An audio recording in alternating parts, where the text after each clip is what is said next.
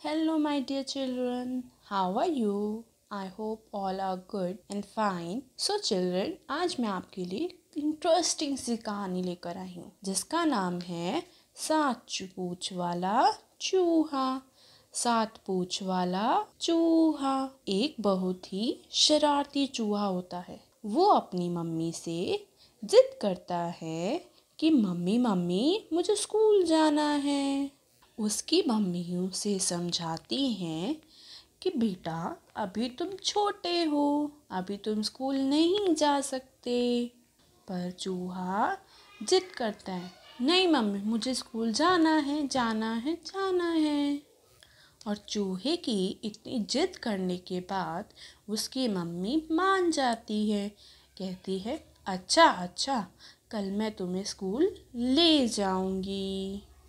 और अगले दिन सुबह होते ही उसकी मम्मी उसे स्कूल छोड़ आती है और फिर वो अपनी क्लास में जाता है। और क्लास में जाते ही बाकी बच्चे उसको देखकर चिढ़ाने लगते हैं। वे सब उसको वे सब उसकी पूँछ को देखकर गिनना शुरू कर देते हैं।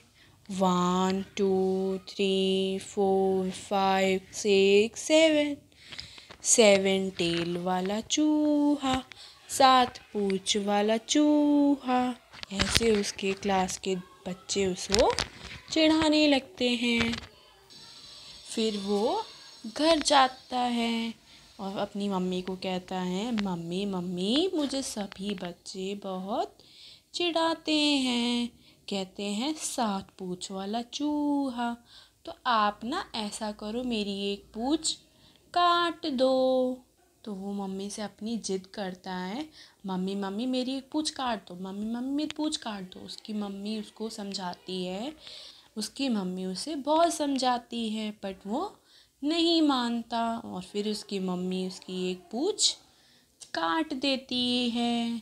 अब उसकी मम्मी ने उसकी एक पूँछ काट दी। अब देखो कितनी पूँछ बची, 1 2 3 4 5 6। अब उसकी 6 पूँछ बच गई, 6 टेल्स बच गई। अब वो फिर अगले दिन फिर वो स्कूल जाता है। फिर वो क्लास में जाता है। फिर उसको बच्चे देखकर बाकी बच्चे फिर चिढ़ाने लगते हैं। फिर वो क्लास में जाता है अगले दिन। फिर से बच्चे उसको देख के उसकी पूँछ काउंट करने लग जाते हैं, गिनने लग जाते हैं। 1 2 3 4 5 6। फिर से वो गान चिढ़ाते हैं, 6 पूँछ वाला चूहा, 6 पूँछ वाला चूहा। फिर वो चूहा रोते रोते फिर घर जाता है। फिर वो अपनी मम्मी से कहता है, मम्मी मम्मी मेरी मेरी एक और पूँछ काट दो, मुझे आज फिर बच्चों ने चिढ़ाया, 6 पूँछ वाला चूहा, 6 पूँछ वाला चूहा। वो फिर ज़िद करने लग जाता है। मम्मी उसको फिर समझाती है, वो नहीं समझता है। उसकी मम्मी फिर एक और पूँछ भी काट देती है। चलो फिर से काउंट करते कि अब चूहे की कितनी पूँछ बच गई। 1 2 3 4 5। अब उसकी कितनी पूँछ बच गई, 5। अब वो फिर अगले दिन फिर स्कूल जाता है।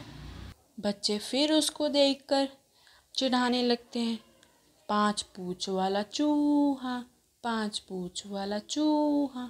वो फिर रोने लगता है। फिर वो घर जाता है रोते रोते और फिर मम्मी से कहता है, मम्मी मेरी एक और पूँछ भी आप काट दो। फिर उसकी मम्मी भी एक और पूँछ काट देती है। ऐसे करते करते वो अपनी सारी पूँछ क्या करता है, चूहा कटवा देता है। ऐसे कर एक एक करते चूहा अपनी सारी पूँछें कटवा लेता है। अब वो उसके पास एक भी पूँछ नहीं होती है। अब वो फिर अगले दिन फिर स्कूल जाता है।